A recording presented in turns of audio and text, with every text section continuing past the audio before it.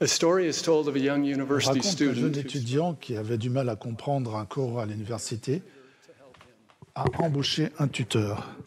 Vers la fin de l'année, le professeur a annoncé que pour l'examen, les étudiants pouvaient amener une feuille de papier sur laquelle ils pouvaient mettre ce qu'ils voulaient. Certains ont noté en écriture minuscule lisible uniquement à la loupe ce qu'ils avaient entendu pendant les cours et lu dans les manuels. Notre jeune étudiant est arrivé à l'examen avec une feuille blanche et un homme.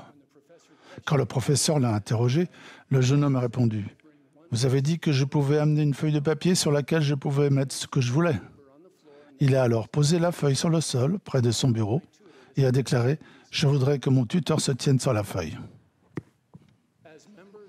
En tant que membre de l'Église de Jésus-Christ des ces derniers jours, bénéficiant de la compagnie d'un membre de la divinité, nous avons l'aide du tuteur parfait.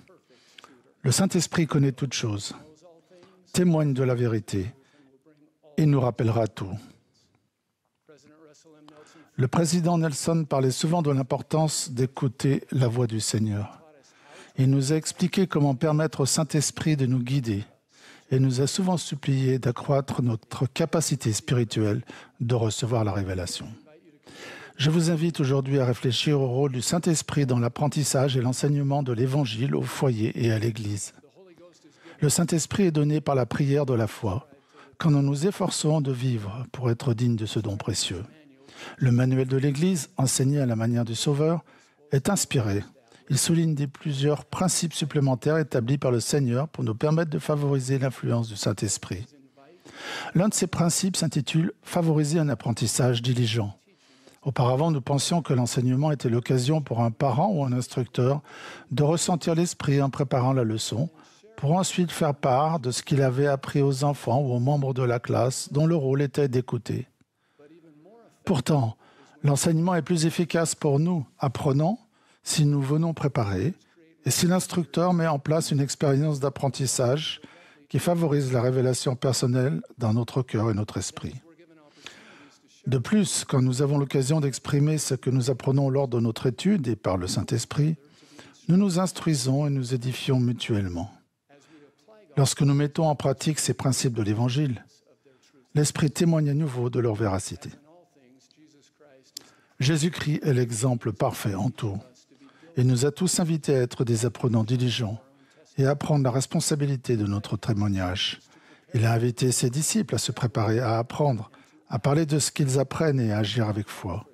Il a prié pour eux, a vu leur potentiel divin, les a écoutés et leur a montré qu'ils étaient aimés et importants.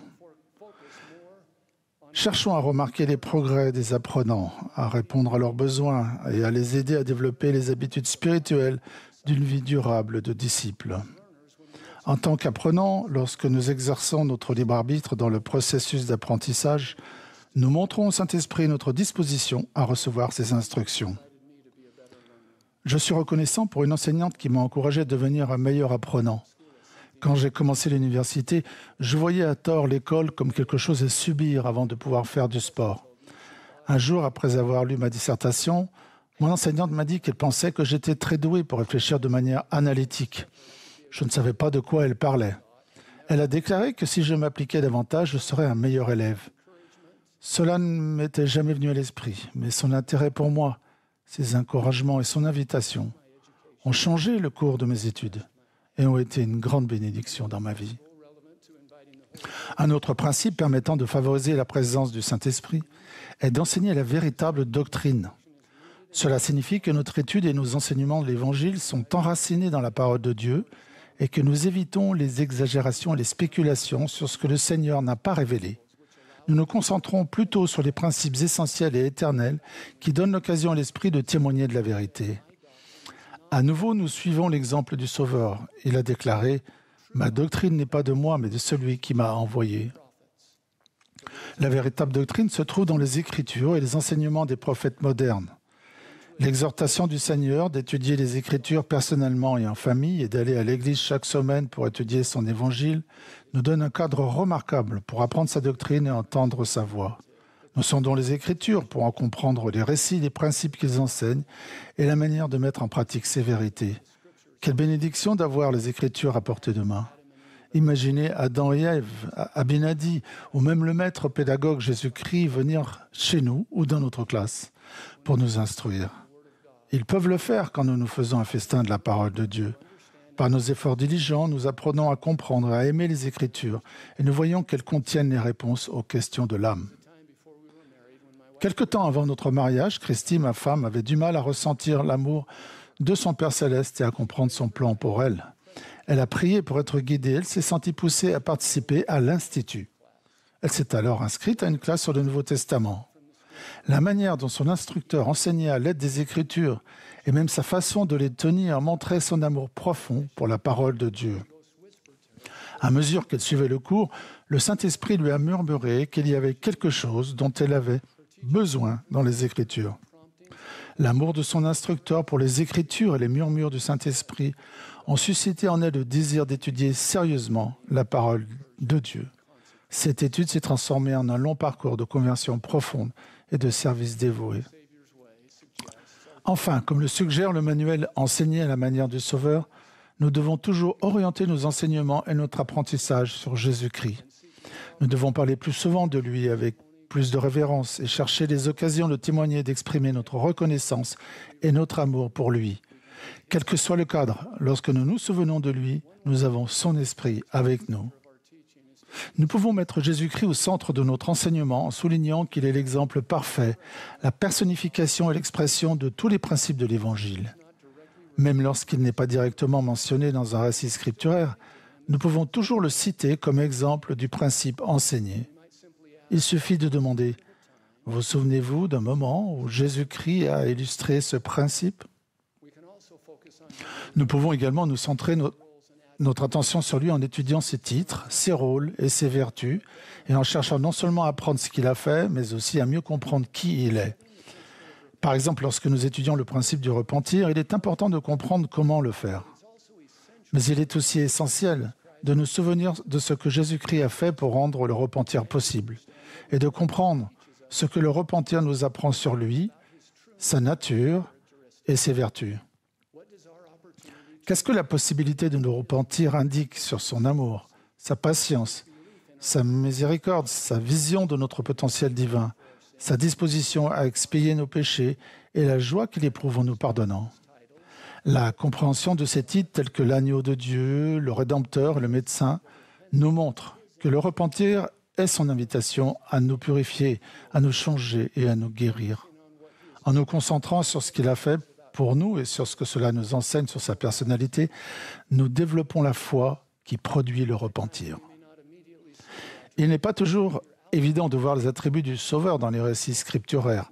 Par exemple, quand nous lisons le passage où Néphi construit un bateau, nous pourrions avoir tendance à nous concentrer uniquement sur Néphi. Pourtant, en dirigeant notre attention sur le Sauveur, nous voyons que ce récit n'a pas été préservé pour nous parler de la grandeur de Néphi, mais de celle de Dieu, car il nous donne la force de respecter ses commandements et nous délivre dans les moments difficiles. Nous devons également nous concentrer sur le rôle essentiel de Jésus-Christ dans le plan parfait du bonheur conçu par notre Père Céleste. Notre vie change lorsque nous voyons notre situation à la lumière du plan éternel de Dieu, au lieu de la voir à travers le prisme de notre perspective temporelle. L'Évangile n'est pas une liste d'exigences, c'est la bonne nouvelle que Jésus-Christ a vaincu le péché et la mort. En recevant sa grâce infinie par le respect de nos alliances avec Dieu, nous pouvons mener une vie joyeuse dès maintenant et nous préparer à vivre avec notre Père Céleste pour l'éternité. En apprenant à voir notre Père Céleste et le Sauveur dans les Écritures, nous apprenons à mieux les connaître et remarquons leur amour et leur influence plus souvent et plus clairement. Je me souviendrai toujours de l'esprit que j'ai ressenti dans ma jeunesse pendant que notre instructeur nous parlait des derniers jours de la vie du Sauveur. Il nous a montré l'importance des événements qui se sont déroulés dans la salle haute, à Gethsémani, au Golgotha et dans le tombeau vide. Il a exprimé sa reconnaissance profonde pour le Sauveur et son désir ardent de le suivre. Son enseignement invitait l'esprit à témoigner de Jésus-Christ. Ce que j'ai ressenti dans cette classe a approfondi ma foi et a fait grandir mon amour et ma reconnaissance pour le Sauveur. L'influence de cet instructeur m'a accompagné toute ma vie.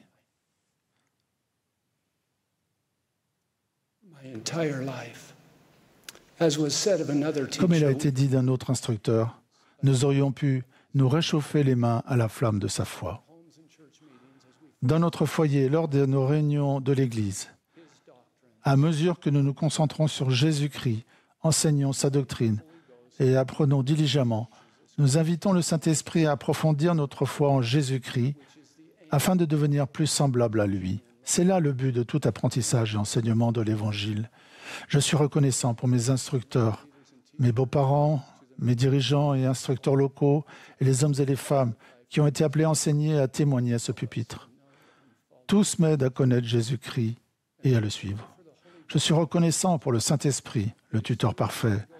Grâce au Saint-Esprit, je sais que notre Père Céleste nous aime et a un plan parfait pour nous, que Jésus est le Christ, le Sauveur et le Rédempteur du monde, et que son Évangile et son Église ont été rétablis. Je témoigne avec reconnaissance de ces choses, au nom de Jésus-Christ. Amen.